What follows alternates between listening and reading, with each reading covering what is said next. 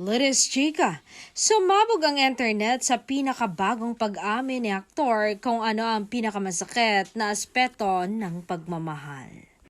Minsan, napapaisip talaga ako kung ano bang pinakamasakit na aspeto ng love and sana hindi kami umabot doon ng aking nobya. Kasi one time, may nakausap akong friend and sabi niya, alam mo ba kung ano yung pinakamasakit? Yun ay yung mahal mo pa yung tao pero hindi enough yun kasi hindi na kayo masaya. And honestly, that punched me hard. Kasi nga oo nga no, what if you're still together pero hindi nyo na nai-enjoy yung company ng isa't isa? Yung dating effortless, ngayon parang compliance na lang. Calls feel forced, conversations feel empty, and even I love you starts sounding like rote instead of real. Pero dahil ayaw nating makarinig ng pangit from the other people, pinipilit pa rin natin na kahit alam nating pareho na kayong pagod.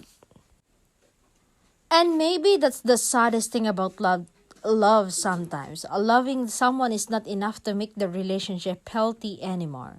Ang hirap aminin na may taong mahal mo pa rin pero hindi na kayo masaya together.